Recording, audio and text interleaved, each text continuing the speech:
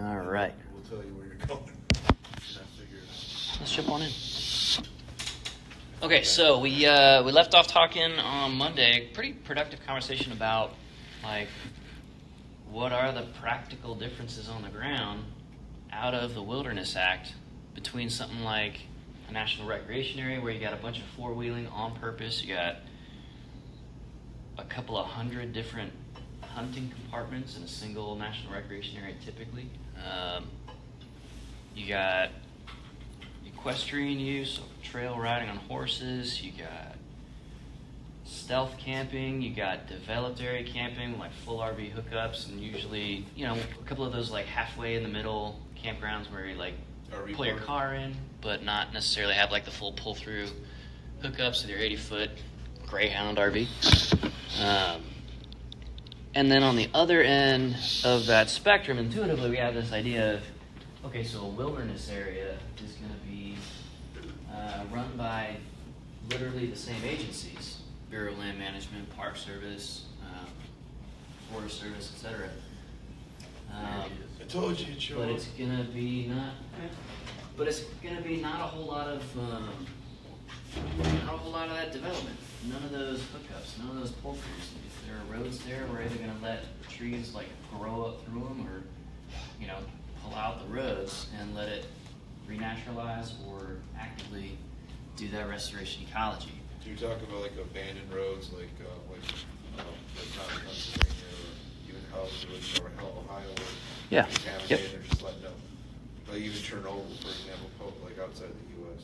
Yeah, exactly. Okay, cool. And that's by design. The idea that we need this whole range of stuff, and that's a legitimate thing, that's perfectly okay. We file that under an old idea called the Recreation Opportunity Spectrum, ROS. So this is like a whole bunch of work in like the 80s and 90s. So like the previous generation of foresters to me, and So the World War II guys? more like the Gen Xers. Yeah. They're coming up with this, they're coming up hard against the demand for, active, intensive, motorized, fossil fuel powered recreation, and also rapidly growing demand for these young new wilderness areas, right? The ones, Shawnee National Forest picks up wilderness real late in the game. And so just as like your parents are coming of age kind of thing, maybe my parents, they're having to use this and define a whole bunch of spectra, not just development. But yeah, so a national recreation area can be urban proximate.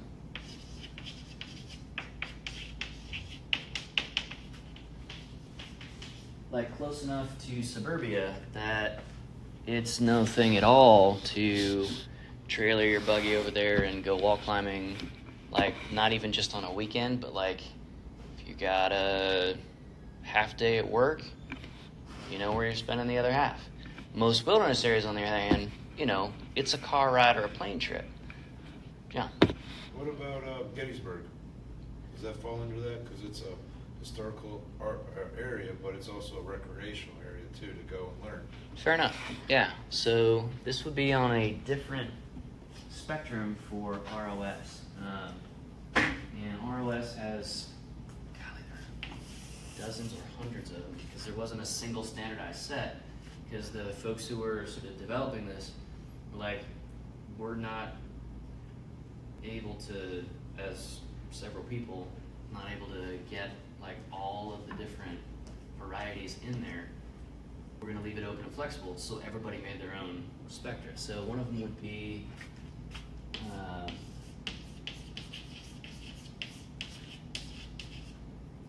so like active recreation activities, when we think of hiking, biking, stuff like that, versus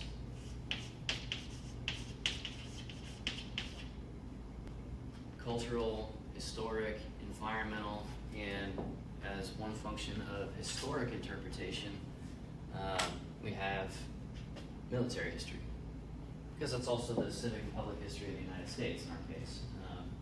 The Civil Revolutionary War battles before that. Okay? So, we have a bunch of different spectra. Wilderness and rec areas kind of split pretty clearly on the development range or spectrum. And one key correlate or one key ingredient of that is with wilderness, generally speaking, we're trying to not like get in everybody's face and make everybody sign up for a permit and stuff like that, except for in certain relatively high demand wilderness areas like Denali National Park in south central Alaska, along the Alaska range. They have to kind of schedule who's going when and where in those wilderness compartments. It's a couple of million acres, so the interior most section, imagine just like the inner middle part of it being a couple million acres, and then there's more out beyond that. That's all chopped up into a whole bunch of 5 to 20,000 acre parcels, basically. And so in that particular case, it's a little bit unique. It's Alaska, they're different.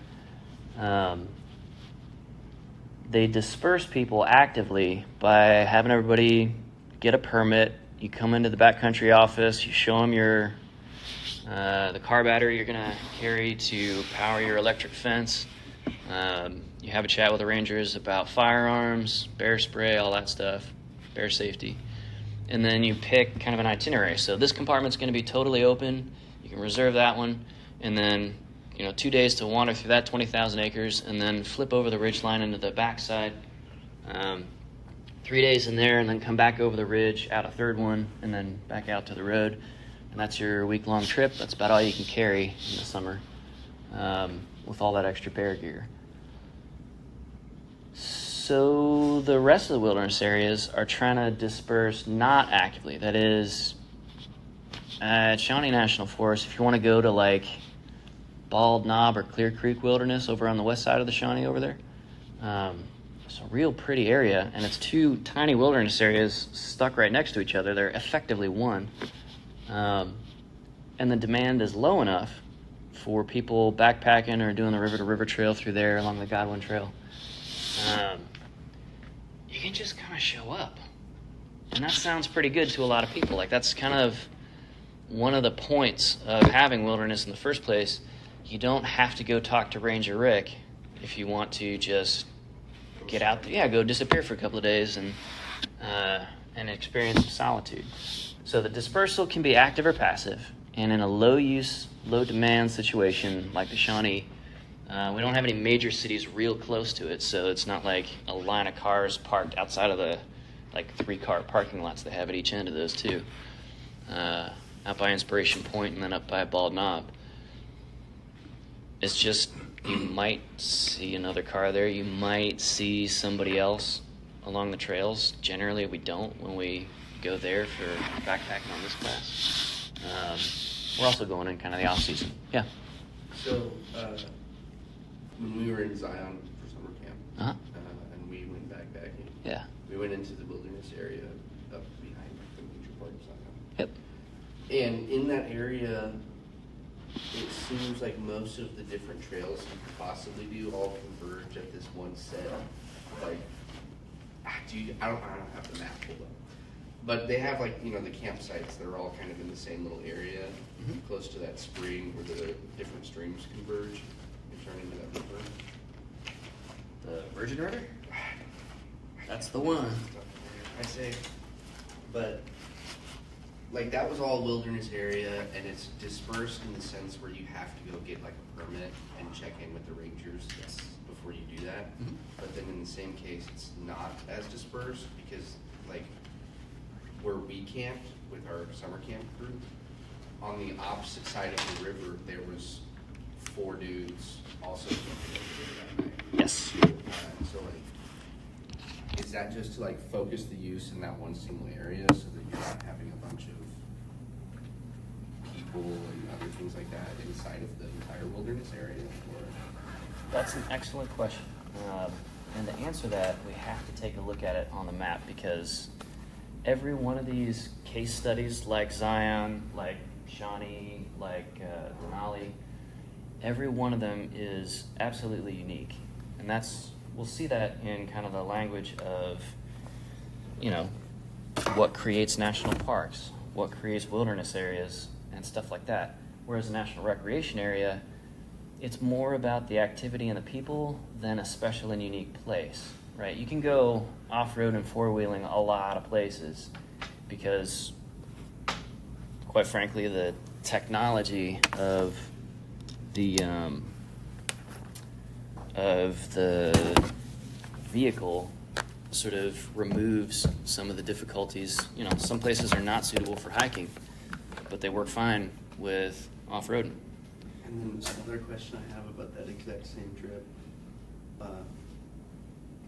Parts of that trail, when we looked at the map as a whole, like the paper maps we all had with us, and even on like the websites and everything before we went in and backpacked it, that whole area was considered federal wilderness area, like National Park Service wilderness area. Mhm. But once we actually began hiking through, there were stretches on the trail where there were signage where we were we're leaving federal Yes. ground and going into private land. Yes. And to close all the gates and everything behind us. Mm-hmm. But on the map, it's all considered, on the map, it's all delineated as federal. Is Okay. that because I know we talked about it briefly. Completely also. normal. Okay. Yeah. Working as intended. All right, haven't forgot about going outside. Just want to take a look at the map. Oh, no, we're good, Dad. Let's see. We'll learn to go outside soon. We gotta do our homework first. All right, so let's take a look at. I can't because of silviculture, and I got stats with Joaquin afterwards. It scared the shit out of me. They'll probably think like, oh shit, great barbecue. So that's so racist, but it's true. Emma, wake up.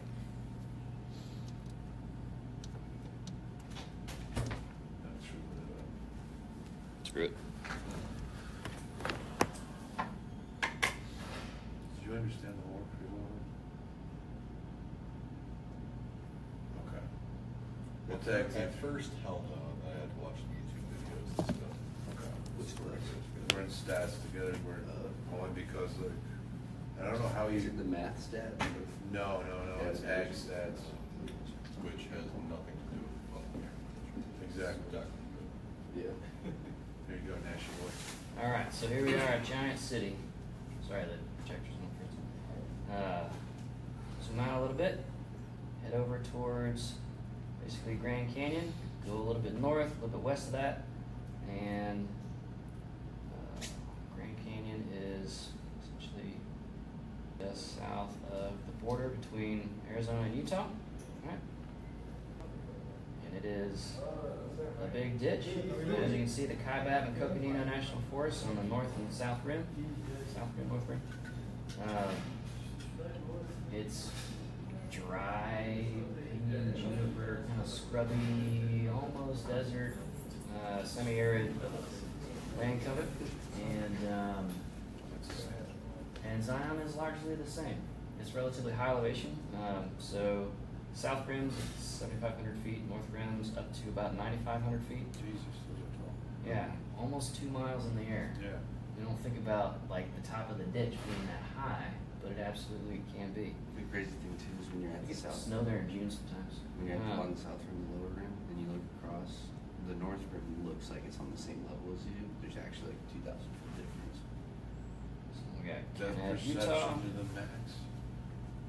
And continuing a bit west and north still, we have Zion National Park, which is a canyon system set up like a very, very tiny tributary canyon of the Grand Canyon. It's the Virgin River instead of the Colorado. The difference is at the Grand Canyon we have all the development, all that stuff at the top. So the wilderness area is down in the bottom of the Grand Canyon. And it's tough to manage that as wilderness. We'll talk about helicopters later on in the semester. At Zion, it's the opposite. Here's Springdale, the gateway community, kind of at the bottom center of the screen there. It's a little, like, You go over dirtbag 12 climber, let's go rent a Humvee and a machine gun kind of a place. Yeah, And Yeah, it's a fun little town. Pretty expensive to live in.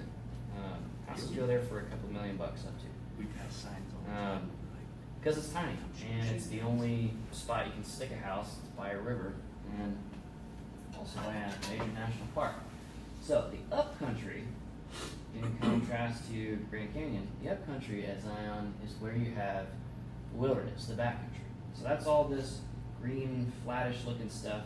This is basically tableland or mesa type geography. All right, so we're on sandstone. This drains out pretty well, and the soft sandstone gets incised or cut by river channel of, in this case, the Virgin River, and it is very channelized. So at the upper section, the narrows, above the area of rock formation called the Temple of Sinawaba, the Virgin River goes into essentially a super tight maze of slot canyons with walls that are up to about 1,800 feet high. So you can be 40, 50 feet wide at the bottom and 1,800 feet high, like 0 minutes per day of sunlight reaching the bottom in some of these places for sure. Very, very cool. Pretty burly hike if you get any kind of flash flooding, which in a highly channelized system like this, these flash floods are regularly fatal if anybody's caught in there. So the Park Service manages that hike with a very, very tight ironclad reservation system. You are not going in there, at least from the top, where you don't have any easy exfiltration, except to get all the way out the bottom. If you get crapped out the bottom by a flash flood, you know, You're screwed. they might find chunks of your body. Typically not. So, so this is kind of the space that Nash is talking about backpacking in. The upcountry just above, upslope of that channel system. So that's 1,200, 1,800 feet up in the air then pretty much? Mhm. From the bottom, bottom, yeah, from the the bottom, elevation yeah, is yeah. much higher, yeah. Yeah. Yes, 4,500 to 5,000 feet. Right, but I'm just There's a saying, lot. like, you're at the first range point, like Yeah. going up, Yeah, the local range is So up we to did, about 1,800 feet. we did, I forgot the trailhead we started at, but we went into Hop Valley and then we left on, gosh, Hillary Cyrus called, he wants those jeans back. we went in on Hop Valley and I don't know if we left, I don't know if I have a timestamp. Got out. We came out on, Kolob Canyon Road, remember, and it was closed. We had to hike down the road. Alright, so there's Kolob Canyon Road. Yeah. It's that little trace in there. And as you can see, right outside of the border, we have some flatter, dry, sort of super marginal farmland. Like you can ranch here if you're really trying, and if you kind of squint and don't care about the results too much. There's a lot of that in the West. There's It's a like, lot. why are you guys farming here? Yeah.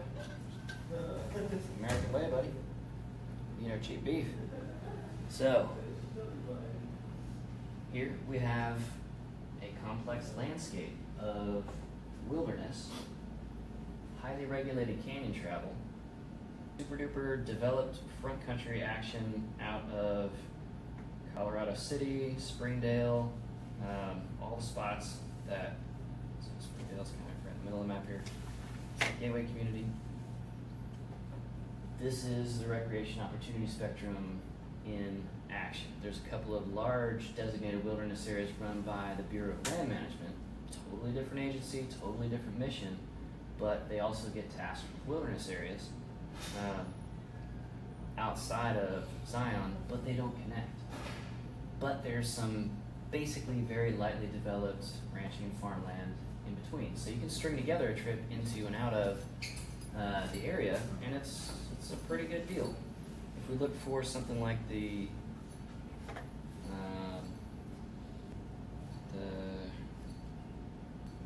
Holy Guacamole area, where we look for petrified wood. That was cool. Strip by lightning. Petrified wood strip by lightning. No, it's just fossilized wood. Where you have like, you can still see the like rings and like the individual wood fibers in the rock. Oh, cool. This pip on the map is part of square land survey system, and it's like 150 yards from the border of Zion on this side, so the southeast side, no, southwest side of the park. Which So, board? this is Bureau of Land Management land. 150 yards over, federal felony to remove petrified wood from Zion National Park. Right here, and that area is wilderness as well. 150 feet? Right here, you can pull up an RV and stay for like, what is it? Next 2 weeks. 2 weeks, and then if you move, Forest like, Service is 2 weeks. if I you don't know move yet. like at all, like move your RV another 20 feet, You're stay good. for another 2 weeks. So you have a lot of folks pulling up to spots like this and just kind of spending their summer or a year or something like that, and just kind of bouncing around a little bit.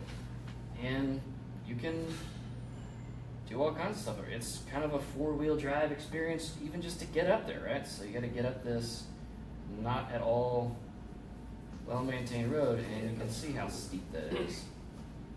Like we go up that in the university buses. They ain't gonna Well, we make test the it. brake hydraulics. It's fine. It's fine. They got plenty of horsepower. It was good. But my point is, if we just have wilderness without a super low-key, barely regulated area like Holy Guacamole right next to it, people are going to go a little bit crazy. Because we're going to check that box really well for those wilderness guys and gals, but everybody else is feeling kind of left out. And when people feel kind of left out, they take matters into their own hands with a pair of bolt cutters and go explore the wilderness on their 4-wheelers. So, this ROS idea for wilderness is super important. Super important. We want to make sure that guys like Nash can string together a pretty cool wilderness trip, and you can do it internal to just the wilderness, or you can plan a route that is a public-private hello. And you sign a memorandum of understanding with landowners, and it's like, hey, we want to have random strangers from all over the world running around on your property. Hey, is that cool? And for some of the landowners, they're like, no thanks, fam. And for others, it's like, okay, I'm okay with that. Could I tap into your expertise as land managers, as this huge federal agency? I'm trying to run this little ranch over here, and kind of inherited it from somebody I don't know what I'm doing. Can you kind of exchange some services in exchange for access to my land and stuff like that? So, this helps us out. So let's head outside a little bit and see what this looks like, even just around campus. We'll be able to see exactly this. Question? Yeah, so do they get paid or anything when the government asks to just use their land, or do they just kind of ask please and hope that they get, I guess? You don't do anything for free, son. Especially with the federal. It's different in different situations. Well, I wouldn't, that doesn't mean other people don't. It's a scratch my back, I scratch your back.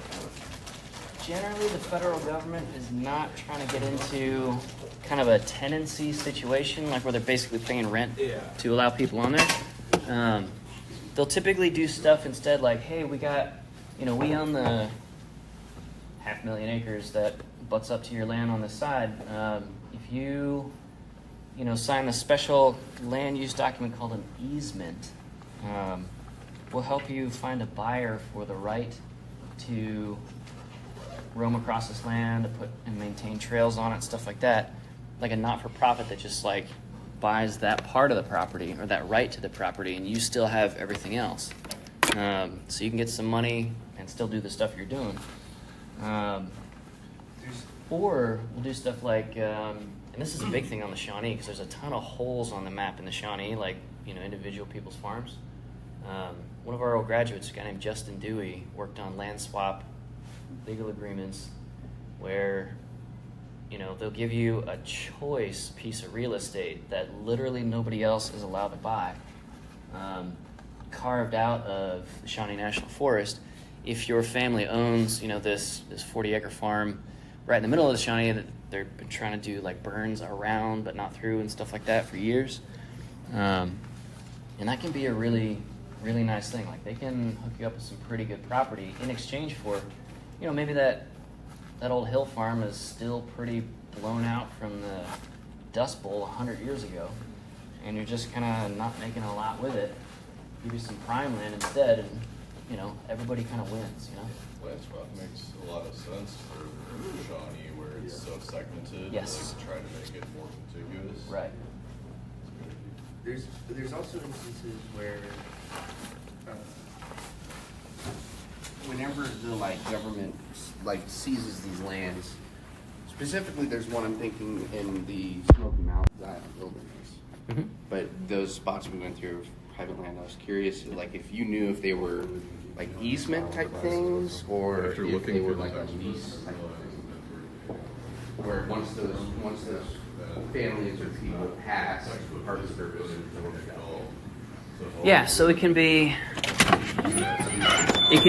anything above or below that. Like an easement is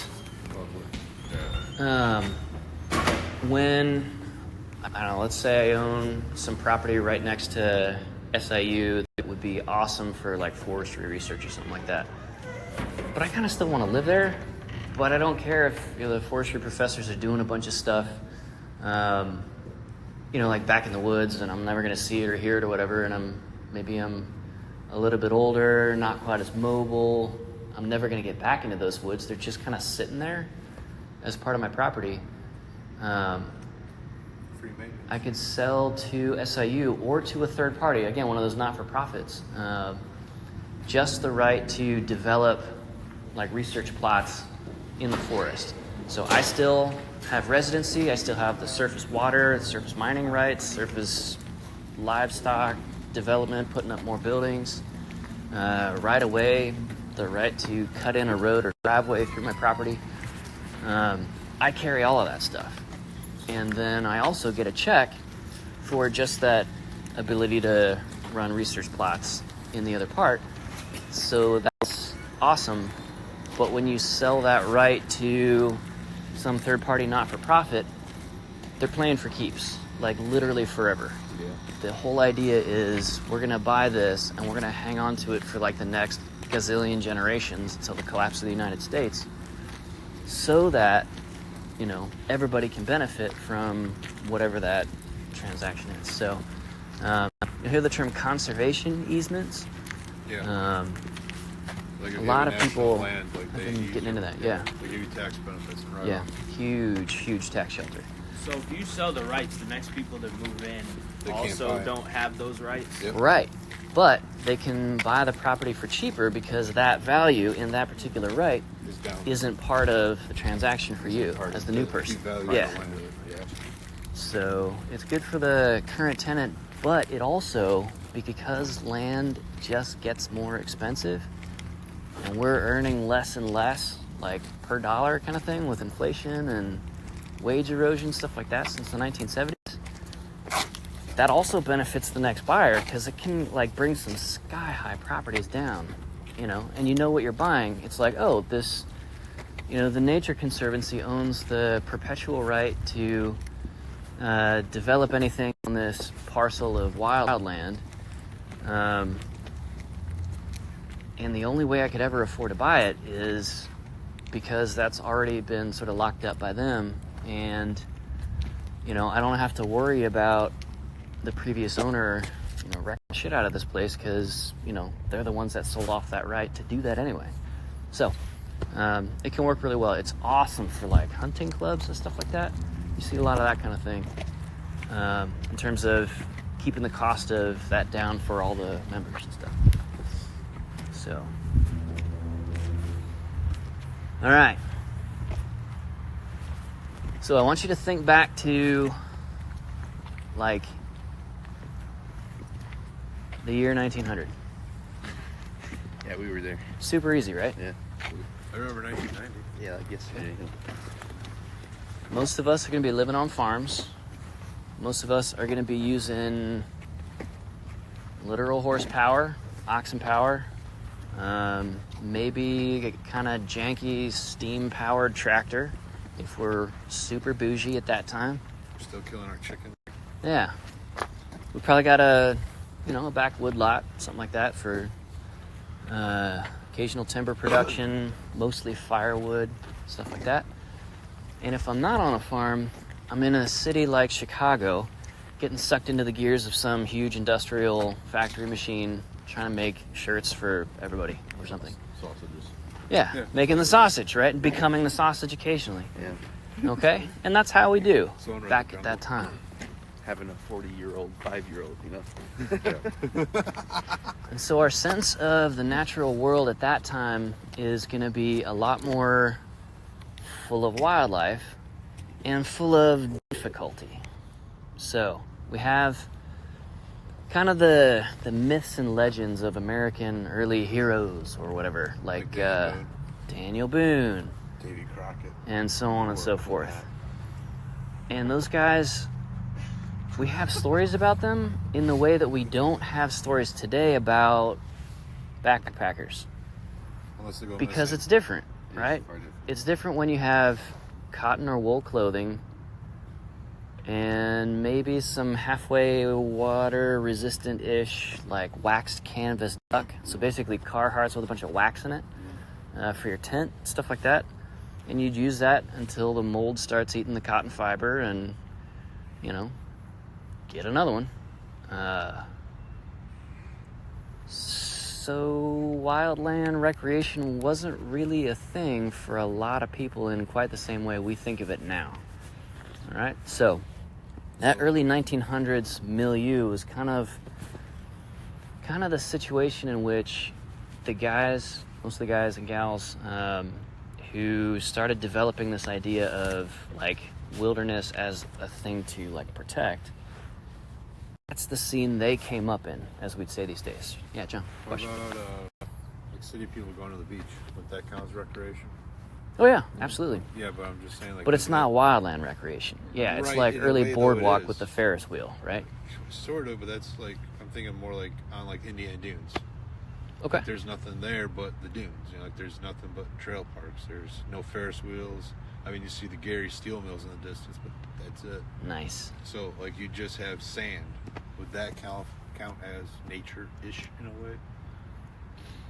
As a Yes. recreation for back then is what I'm getting at. But think how narrow that, let's say, 500-yard thick ribbon of shoreline is relative to the 300 miles of farmland on the other side of the road, you know? Right, I get what you're saying. Yeah. But I'm just saying for like city people who couldn't get out, Yes.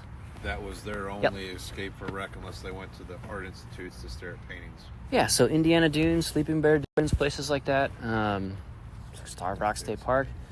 That's kind of the urban proximate stuff that most people have access to.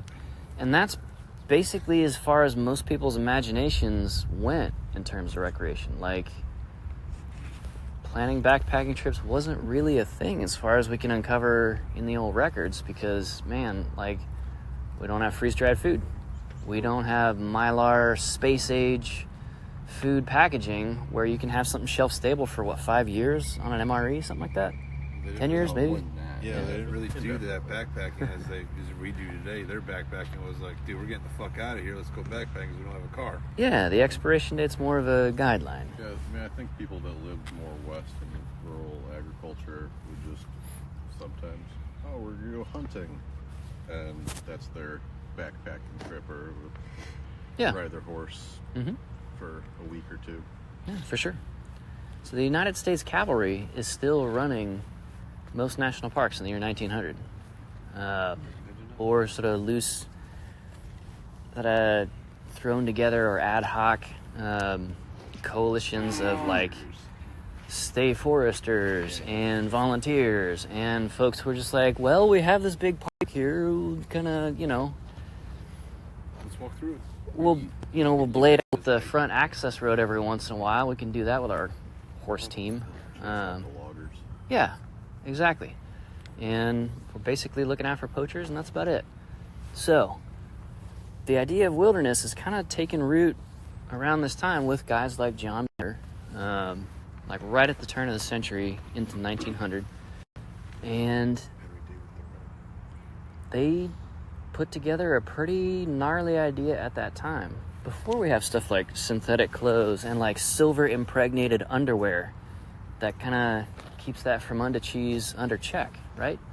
They're saying, why don't we take some of the biggest, gnarliest to get through areas and like set them up so that it's like a primary goal of the place to kind of get there and get through there and just explore and throw yourself into a wild space where, you know, you might not come out. It's you against nature. As the cities are growing, there's a sense in the United States that, man, we don't want to make the same mistake that Europe did, right? There's a sense that, okay, yeah, France kind of helped us in the Revolutionary War, and we appreciate that, but we also kind of like throw our hands up when the French Revolution happens, and we're like, oh, we're too new to help you guys back. Sorry, Bye. you're on your own. But there's a sense across Europe, of Europe across America, like, man, these guys and gals, they're living in these 1,000-year-old cities, and, you know, we got something different going on here. We're gonna lose something if we do what they have decided to do, kind of settle into these old medieval cities and just kind of be Medievalish?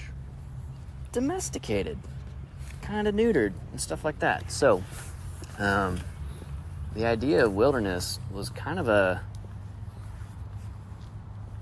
pardon my French, but for the early 1900s, when folks started talking about this stuff, it was punk as fuck to talk about, okay, you know, we've been working real hard at mowing everything down, extracting all the timber value, getting ranching set up out west and stuff like that with water divisions and all that. What if we kept the most wild places wild on purpose and went there for the fun of it? With our food that spoils right away and our cotton clothes that is hygroscopic, it holds water against your skin and cools you off 40 to 100 times faster, so hypothermia. You know, like we had canning for food preservation at that time, and that's kind of about it. Hey, it worked for, you know, those dudes who went to Antarctica and never came back. Shelton or Shackleton. Yeah. Well, they also did like a lot of salted meats. Well, they Like also salt lived at curing. 30 years old too. So they Salt didn't and have sugar much curing, going for yeah. 'em. Okay. So, as we look around this landscape right here, for anybody growing up on the farm, there's nothing wild about this, right? I mean, this is scrubby, early successional forest that we do some mechanical clearing of every once in a while when the university kind of gets around to it, because they won't let Ruffner do a good burn. Because I know. So one lame. year so they much got a more little bit of burn. smoke in the We library, ripped and the librarians were not cool with that. We ripped the shit Who out of this. wasn't cool with it? The The library. library, yeah. You know, fuck those. They fucking smoked nerds. out the library. 'Cause the wind was going that way, and all the fans and ACs are on that intakes side up of the there, yeah. library. Fucking So, nerds. Yeah, come on. there's not much access to the wilds for even the folks who are closer to the wilds, out on these farms and stuff like that. And folks started noticing, okay, well, we're about to tip over into a European style of things, and we think that's bad. So, let's intentionally kind of have some places that are set aside for what we call today hard mode. You know?